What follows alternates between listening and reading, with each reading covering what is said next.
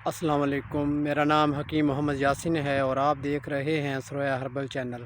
इस वीडियो को आप आखिर तक देखिए ताकि आप इस मालूमाती वीडियो से फ़ायदा हासिल कर सकें। हमारे जिस्म में कोई इन्फेक्शन पैदा हो जाए तो हमारा जिस्म एंटीबॉडीज़ पैदा करता है। ये एंटीबॉडीज़ जो होती हैं ये भी प्रोटीन होती हैं। इसी तरह फाइब्रोसिस और जो ग्लोबुलर प्रोटीन है हमारे जिस्म के ज़्यादातर जो हैं वो प्रोटीन बनाती हैं। यही प्रोटीन हमारे जिस्म में क़ुव्वत मुदाफ़ियत और हार्मोन्स जो होते हैं वो भी इसी तरह की प्रोटीन से तरकीब पाते हैं, और हमारे हड्डियों के जो खलियात होते हैं वो भी इन्हीं प्रोटीन से तरकीब पाते हैं, और हमारा क़ुव्वत मुदाफ़ियत का निज़ाम वो भी इन्हीं प्रोटीन से तरकीब पाता है। ये तो इस प्रोटीन को समझने के लिए कि प्रोटीन क्या है और ये हमारे जिस्म में कौन कौन सी किस्म की प्रोटीन पाई जाती हैं, प्रोटीन के मुतल्लिक़ जानेंगे कि हम अगर प्रोटीन की इंसानी जिस्म में ज़्यादती हो जाए तो इससे हमारे जिस्म को क्या क्या नुकसानात होते हैं, हमारे जिस्म में क्या क्या बीमारियाँ पैदा होती हैं। इनमें जो मुकम्मल और नामुकम्मल प्रोटीन है वो दो बुनियादी प्रोटीन हैं।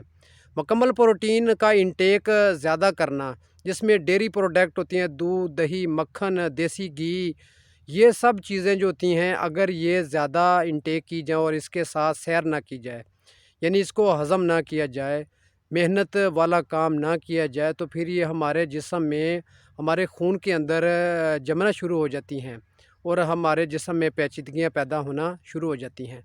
नामुकम्मल प्रोटीन जो होती हैं इसमें हमारे फल और सब्ज़ियाँ शामिल हैं। ये आसानी से अब्ज़ॉर्ब हो जाती हैं, यानी हमारे जिस्म में हल पज़ीर हो जाती हैं, और इनको डाइजेस्ट करना भी आसान होता है। बच्चों में अगर प्रोटीन की कमी हो जाए तो फिर उनका पेट बढ़ना शुरू हो जाता है, और बच्चे का जिस्म पेट की निस्बत कमज़ोर होता है और चेहरा ज़र्द पड़ जाता है। और इसके अलावा हमारे जिस्म को रोज़ाना कितनी प्रोटीन की ज़रूरत होती है, इसका एक वाज़ेह पैमाना है। ये 1 किलो तक प्रोटीन के लिए 50 से 60 ग्राम तक प्रोटीन ज़रूरी है।